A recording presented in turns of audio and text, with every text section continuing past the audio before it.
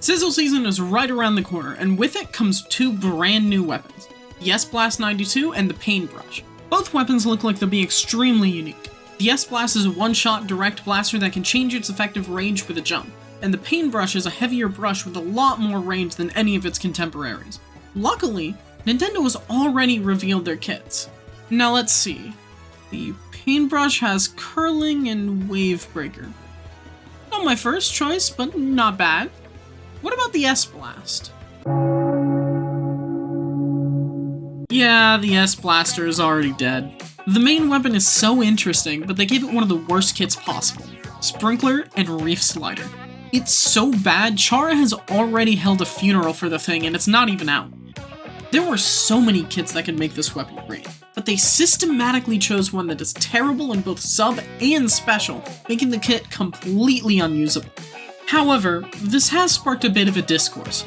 Some people have been asking, does Sprinkler really kill the kit?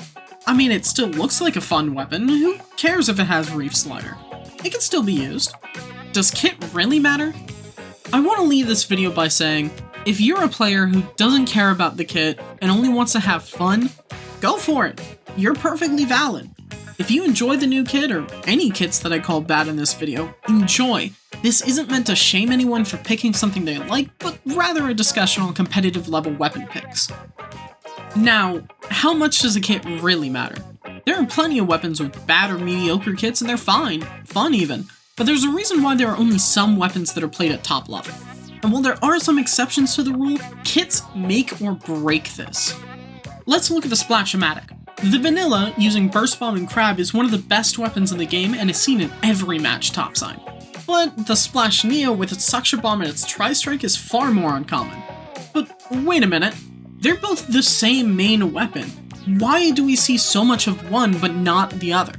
It's not like Suction Bomb and Tri-Strike are bad, in fact far from it, they're pretty good. So why does the Vanilla get chosen all the time over the Neo? Well, that's simple. The Vanilla kit has far more synergy. You see, it's not just how good a sub and a special are, but also how well they work together with the main weapon that they're put on. The H3 has a pretty respectable kit, yet it doesn't really work well with what the main weapon wants to do, so nobody plays it. It lacks synergy. That synergy manifests itself in one of two ways. Either the kit covers the weaknesses of the main weapon, or it makes already strong aspects of the weapon even stronger. These aren't exclusive, but they are the keys to a good kit. Because when a weapon has a synergistic kit, it's able to far outpace even similarly powered weapons. Let's take another look at the Splash. As a main weapon, it's pretty versatile. It inks incredibly well, it's got perfect accuracy even in the air, and it's lightweight and mobile. It lacks a bit of range, even among short-range shooters, but overall it's a pretty solid weapon. So what does a good kit look like for a Splash? Well, it's one that helps either with that versatility, or covers up its lack of range. And we have exactly that with the Burst Bomb Crab kit. The Burst Bomb allows it some poking power that the Splash would otherwise lack, and the Crab allows it to hold down a large area at range. This kit allows it to round out that versatility while still giving it some options to make up for the range that it normally lacks. Conversely, bad kits are kits that do nothing for a weapon. Usually this is because the options added don't do either of the aforementioned traits, or because the sub and or special is just so bad it isn't usable. Weapons like Big Swig come to mind, where it's got a misplaced sub and special that might be useful in a different weapon, but on that weapon in particular it doesn't really do anything. However, that's not the only component to making a good overall kit. Even if the sub and special are absolutely perfect for a weapon, that might not make a top tier. In the next update, we could see a Clash kit so perfect it had to be delivered by a procession of angels, still no one would play it. The main weapon is just too weak, no sub and special can make up for that. On the other hand, there are some weapons that don't need a lot of help to be viable. Look at the Tetra Dualies. It's got decent range, decent time to kill, and one of the best mobility options in the game. The main is strong enough to make up for the fact it has a Reef Slider. No kit is really needed. What makes a weapon good is the relative strength of both its main and its kit. If one or the other is lacking, the weapon might be decent, but it's held back from its full potential.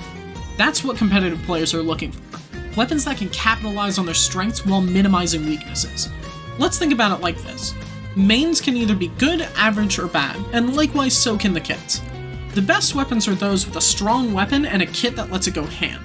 Kits kits with a combination of a good kit and a bad weapon, or vice versa, are those that can be anywhere from respectable to situational. Those that fail on both fronts are completely left behind. I mean, why bother with weapons that can't do much of anything? This problem gets exacerbated when you think about how many weapons are competing for the same roles.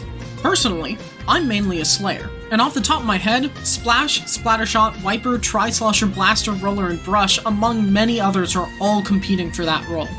But there are some that are just objectively better than others.